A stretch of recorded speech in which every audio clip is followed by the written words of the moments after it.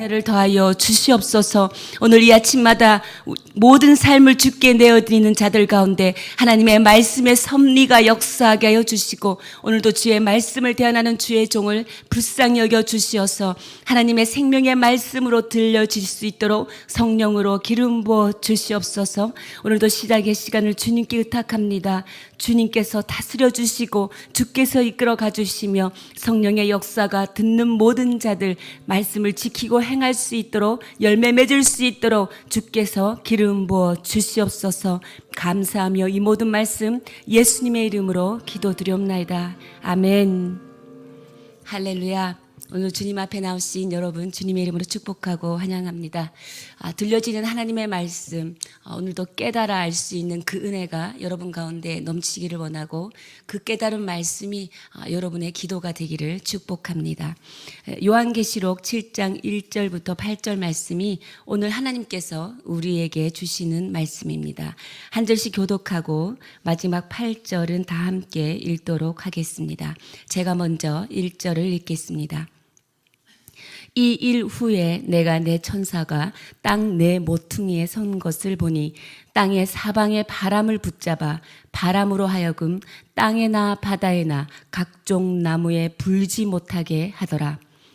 또 봄에 다른 천사가 살아계신 하나님의 인을 가지고 해 돋는 데로부터 올라와서 땅과 바다를 해롭게 할 권세를 받은 내 천사를 향하여 큰 소리로 외쳐 이르되 우리가 우리 하나님의 종들의 이마에 인치기까지 땅이나 바다나 나무들을 해하지 말라 하더라. 내가 인침을 받은 자의 수를 들으니 이스라엘 자손의 각 지파 중에서 인침을 받은 자들이 14만 4천이니 유다 지파 중에 인침을 받은 자가 1만 2천이요 루벤 지파 중에 1만 2천이요 갓 지파 중에 1만 2천이요 아셀 지파 중에 1만 2천이요 납달리 지파 중에 1만 2천이요 므낫세 지파 중에 1만 2천이요 시므온 지파 중에 1만 2천이요 레위 지파 중에 1만 2천이요 이사갈 지파 중에 1만 2천이요. 다 함께 읽겠습니다. 스불론 지파 중에 1만 2천이요 요셉 지파 중에 1만 2천이요 베냐민 지파 중에 인침을 받은 자가 1만 2천이라. 아멘.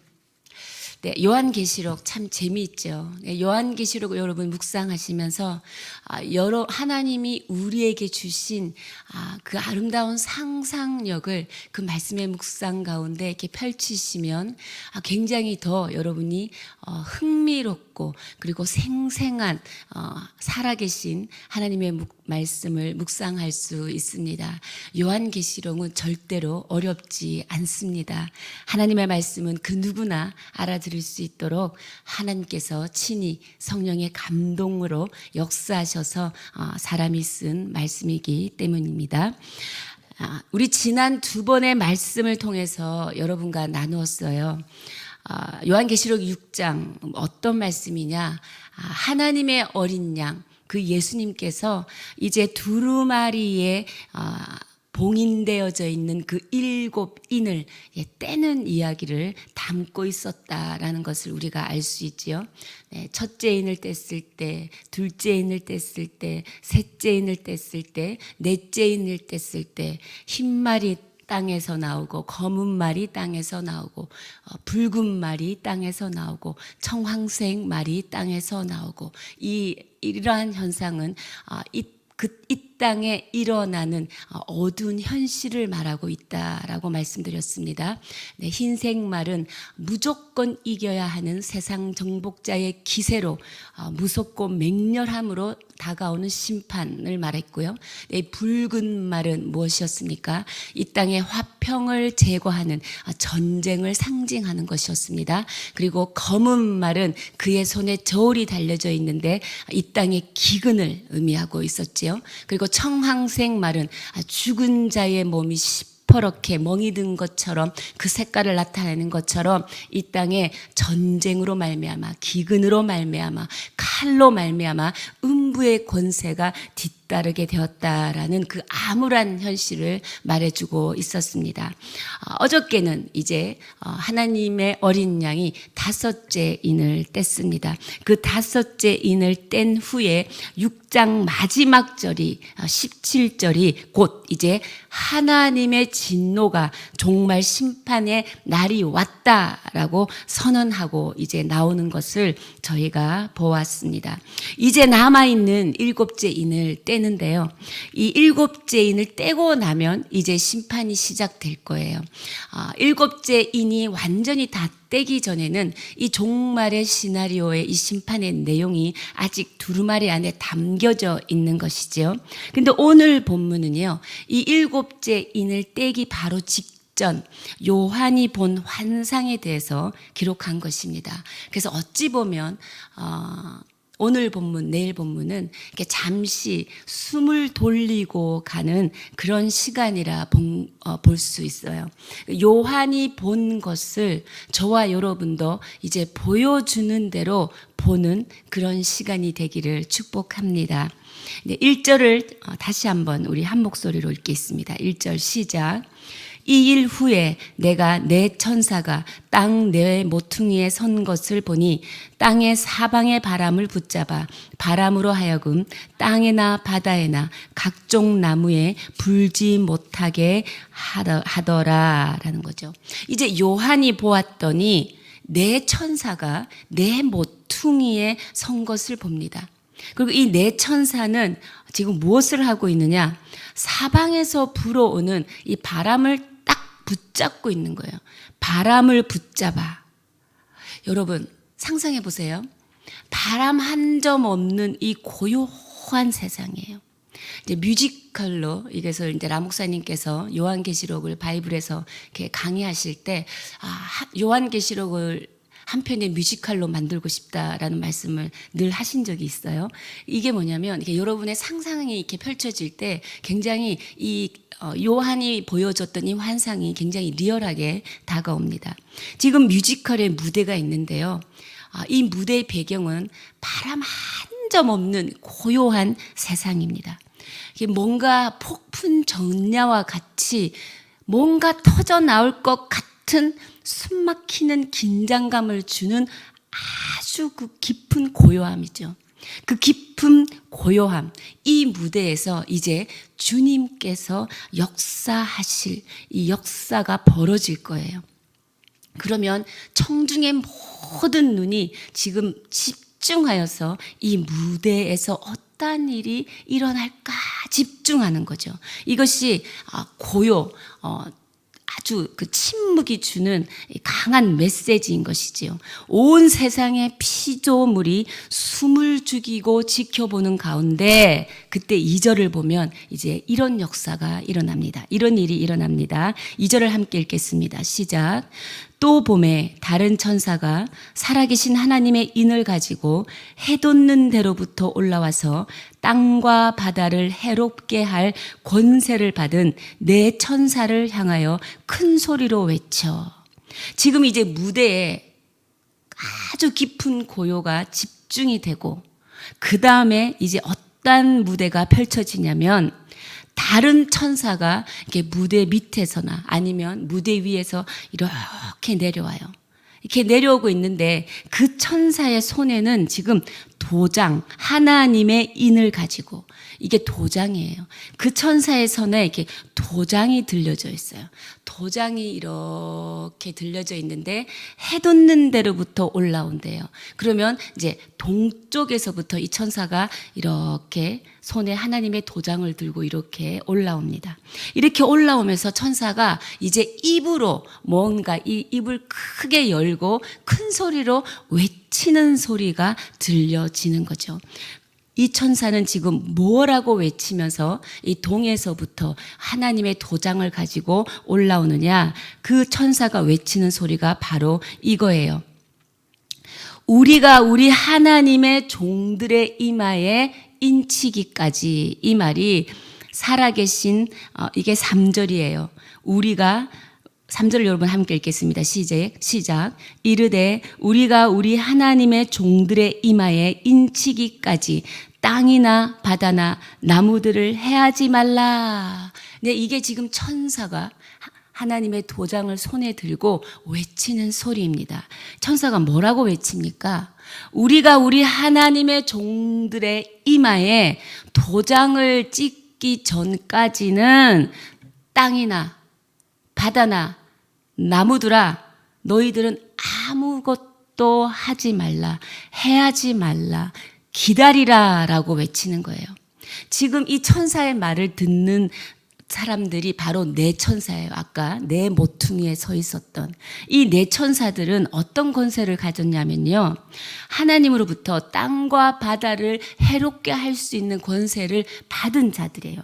근데 이 권세를 받은 네 천사들에게 동에서부터 올라오는 그 하나님의 도장을 가진 천사가 그들에게 해하지 말라, 기다리라 명령하는 거예요. 언제까지? 우리가 하나님의 종들의 이마에 이 도장을 찍을 때까지 너희들은 기다리라라는 것입니다. 대기하라 명령하시는 거죠. 바로 천사가 하나님의 종들의 이마에 찍는 도장은 무엇이냐? 하나님의 보호와 하나님의 구원을 상징하는 것이에요. 즉 요한이 본 환상은 이것입니다. 하나님의 도장을 이마에 받은 구원받은 백성들은 하나님의 보호하심 속에서 종말의 재앙을 당하지 않게 되는 것을 요한은 환상으로 보았다라는 것이에요. 할렐루야. 이것이 얼마나 우리에게 살아가는 힘이 됩니까? 우리는 이 종말의 심판으로부터, 그리고 종말의 이 재앙으로부터 우리는 어떠한 것도 당하지 않을 이 성령의 보증을 받은 자입니다. 우리에게 성령의 보증을 주신 하나님께 감사와 영광을 올려드립니다. 이것은 마치 출애굽기에 나오는 애굽에 내린 10번째 재앙을 우리에게 떠오르게 해요. 이 10번째 재앙, 어떤 재앙이었습니까? 네, 파라오의 장자로부터 그리고 짐승들의 장자에 이르기까지 모든 장자들을 죽이는 재앙이 10번째 재앙입니다. 근데 이 죽음의 재앙이 내려질 때 하나님께서는 이스라엘 집들을 어떻게 하셨나요? 그 이스라엘의 이 집들, 그 문설주에 유월절 어린 양의 피를 바르게 했어요. 그래서 유월절 이 어린 양의 피를 바른 집들은 어떻게 됐습니까? 천사가 건너가게 하지 않았습니까? 그래서 건너가다, 이렇게 넘어갔다 이래서 유월절이에요. 이게 Passover, 이게 건너간 거예요. 이게 지나간 거죠. 그래서 유월절이라고 부른 것입니다. 마찬가지로 하나님의 성도들의 이마에 이 도장이라는 거죠. 이 이마에 도장을 쳐서 하나님께서는 이 심판의 종말에 뭡니까? 내 백성이구나 라는 것을 인식하고 보호하신다라는 것이죠. 하나님이 우리 이마에 도장을 딱 찍는 거예요. 그래서 너는 내 거야. You are mine 이라는 거예요. 소유권, 내 소유다라는 것입니다. 성도가 어떤 상황에서도 담대할 수 있는 것은 바로 하나님의 성령으로 우리가 하나님의 소유되는 백성이 되었다라는 것이지요. 하나님의 백성, 하나님의 소유가 되었다라는 것은 뭐냐면 하나님께서 성령으로 우리의 인생을 보증 쓰신 거예요. 그래서 우리의 인생은 절대로 망하지 않아요. 내 인생이 지금 내 눈앞에서 쓰러질 수 있어요. 실패할 수 있어요. 절망과 낭망이 있을 수 있어요. 내 현실이 암담할 수 있어요. 그렇지만 망하지 않아요. 왜? 성령이 보증을 쓰셨기 때문이에요.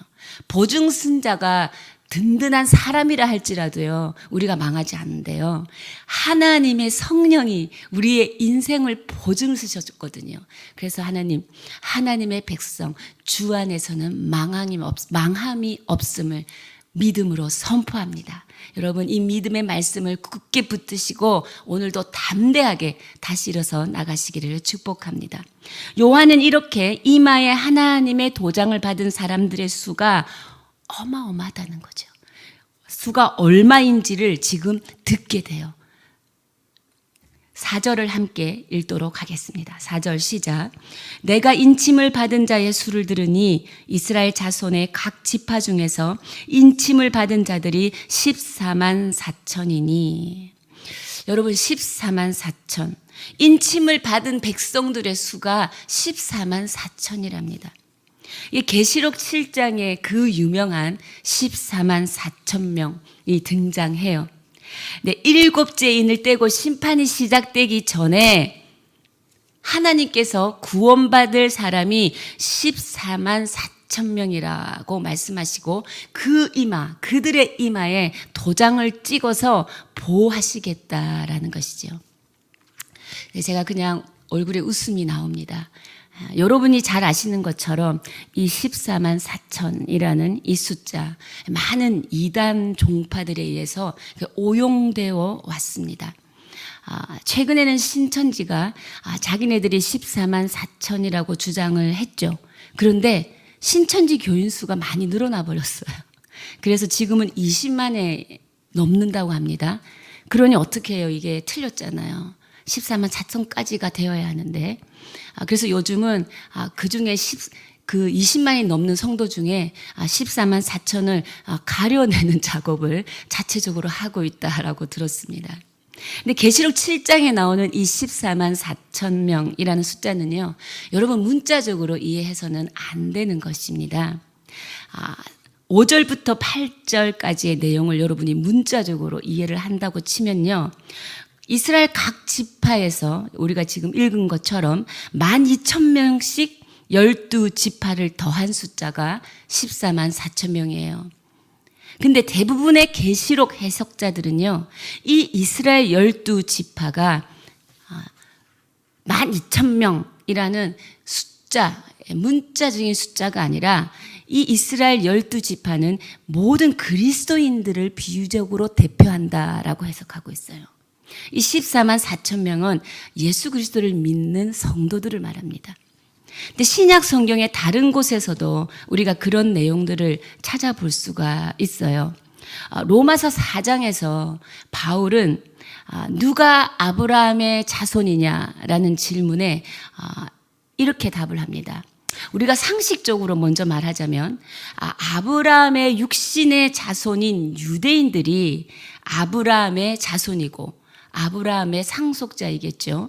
그러나 바울은 믿는 사람들이 아브라함의 자손이고 아브라함의 상속자다라고 말합니다. 그것은 하나님께서 아브라함과 이스라엘과 함께 시작하신 구원의 계획이 이제 모든 민족으로 확대되었다라는 이야기예요. 그래서 아브라함은 육신의 조상이 아니라 믿음의 조상이다. 그래서 유대인들이 아니라 그리스도인들이 참 이스라엘이다라고 바울이 말하고 있는 것입니다. 우리가 읽었던 요한계시록 2, 3장에 이런 내용을 저와 나눴던 적이 있는데요. 예수님께서 어떤 유대인 집단을 가리켜서 사탄의 회당이다, 자칭 유대인이라 부르는 집단이 있다라고 말한 적 있죠. 근데 그 사탄의 회당, 그러니까 요한은 그들이 스스로 유대인이라 부르지만 실상은 그들이 유대인이 아니라고 말합니다. 그러면 누가 진짜 유대인들이라는 걸까요? 그리스도인들이 진짜 유대인이다라는 거예요. 참 이스라엘이라는 거죠. 오늘날 예수 그리스도를 믿는 백성들, 성도들, 그리고 예수 그리스도를 믿고 오늘도 하나님 품에 있는 뭡니까? 우리의 믿음의 선진들. 그래서 예수 그리스도를 믿는 자들이 참 유대인이며 참 이스라엘이다라고 말하는 거죠. 이처럼 계시록 7장은 그리스도인들을 이스라엘 12지파로 비유하고 있는 서술이기 때문에 이것을 비유로 여러분들이 이해를 해야지 문자적으로 이해하면 안 되는 것입니다. 문자적으로 이해하게 되면요, 또 이런 일들이 일어나요. 그러면 유대인들만 구원을 받는다는 이야기가 되는 거예요. 그리고 게다가 계시록을 자세히 읽어보면요. 또 모든 유대인들이 다 14만 4천 안에 들어가지도 못합니다. 그리고 계시록 14장 4절을 보면요. 14만 4천의 사람을 이렇게 서술하고 있어요. 그들은 여자들과 더불어 몸을 더럽힌 일이 없는 정절을 지킨 사람들입니다. 여러분, 여자들과 더불어 몸을 더럽힌 적이 없다. 그러면 성이 뭐겠어요? 남자일까요? 여자일까요? 남자죠. 그러면 더럽힌 일이 없다라는 것은 더럽힐 가능성이 있다라는 얘기니까 또 아이들은 빠지는 거예요. 여기서. 그러면 문자적으로 읽으면 14만 4천 안에는 유대인 남성만 들어갈 수 있는 것이지요. 이게 지금 그래서 이것을 문자적으로 해석하면 말이 안 되는 해석이 나오는 것입니다. 여러분, 이 14만 4천이라는 것은 구원받을 성도 모두를 가리키는 이 상징적인 숫자임을 여러분이 아시기 바랍니다. 이 12 곱하기 1000이 14만 4천이에요. 10이 완전 숫자이죠. 네, 성경에서 3이 하나님의 숫자고 4는 사람의 숫자, 세상의 숫자로 완전 숫자예요.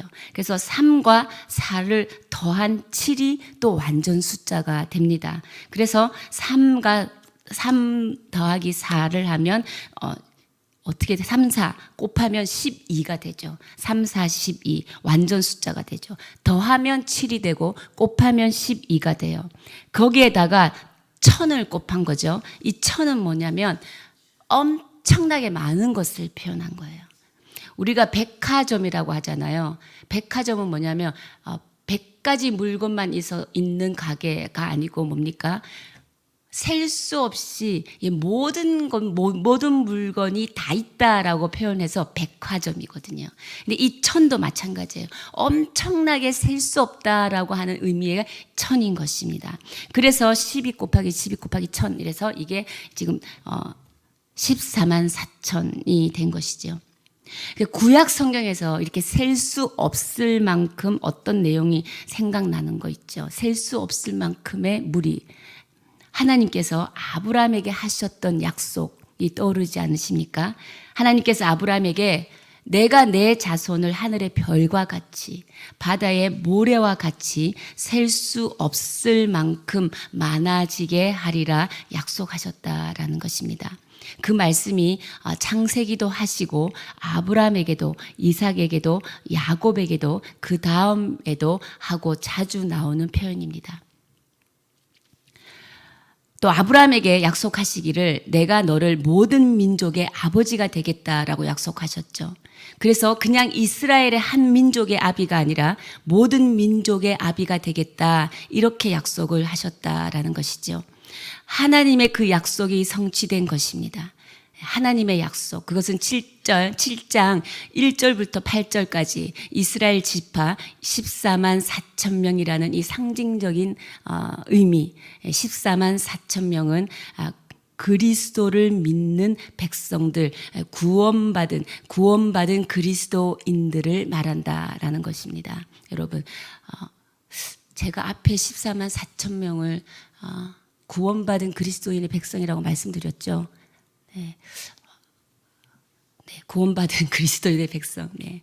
아침이라 정신이 약하네. 14만 4천의 구원받은 그리스도인들입니다. 구원받은 그리스도인들의 이 이마에 도장을 찍었대요. 이 도장에는 어린 양의 이름과 하나님의 이름이 찍혀 있습니다. 이 도장은 소유권의 표시예요. 이 소유권. 하나님의 소유권. 하나님의 소유권이라는 것은 뭐냐면 하나님의 주되심을 인정하는 것. 그게 하나님의 소유권입니다.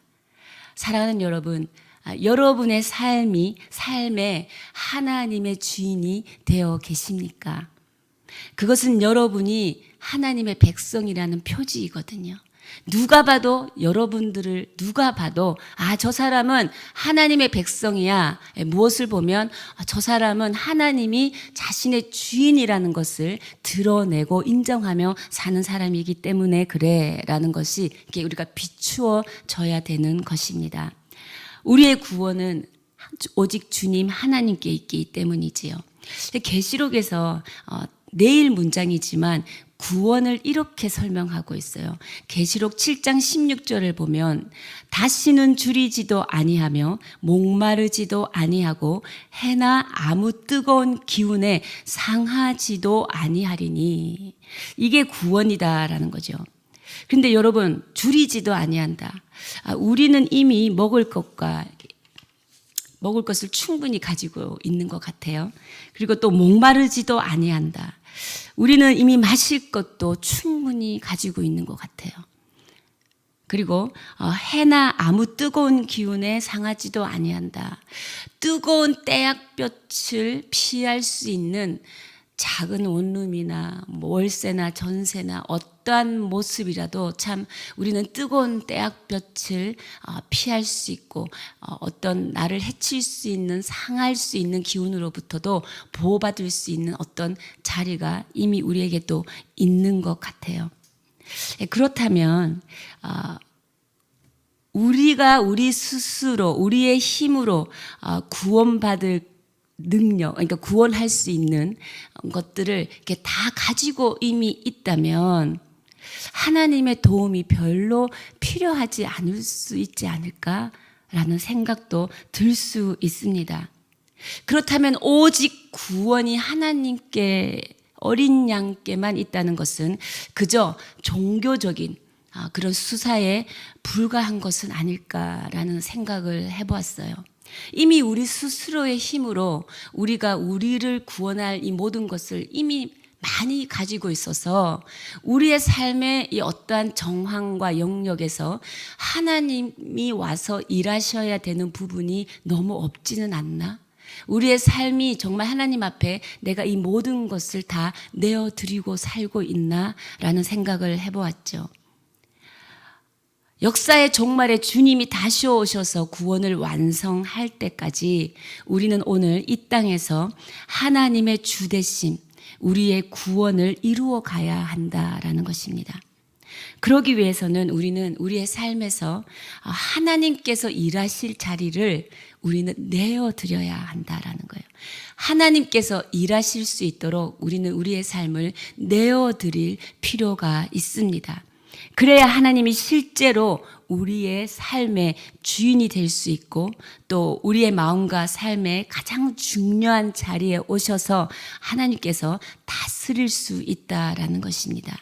그것이 구원이 하나님과 오직 어린 양께만 있다라는 우리의 찬양과 우리의 고백에 어울리는 우리의 믿음의 태도이자 믿음의 삶이다라는 생각이 들었습니다.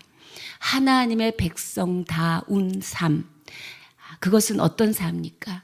우리의 구원이 오직 하나님께 있습니다. 하나님, 나의 모든 삶을 주 앞에 내어드립니다. 하나님, 그래서 하나님께서 내 삶에서 일하여 주십시오. 하나님 친히 일하여 주시고 말씀으로 섭리하여 주셔서 내 삶의 모든 것들이 하나님의 역사 가운데서 주의 주대심을 이루어내는 삶의 현장, 역사의 현장이 되게 해주십시오라는 것이 우리의 고백이 되어야 할 것입니다. 사랑하는 여러분, 우리의 구원은 오직 하나님께 있습니다.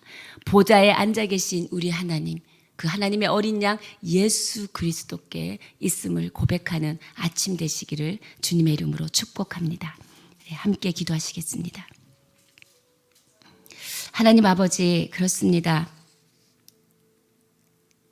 구원받은 그리스도인들, 하나님께서 이 성령의 보증으로 인쳐주셔서 하나님 모든 심판날의 재앙을 면하게 하시는 그 하나님의 보호, 하나님 오늘도 모든 감사를 주께 올려드립니다.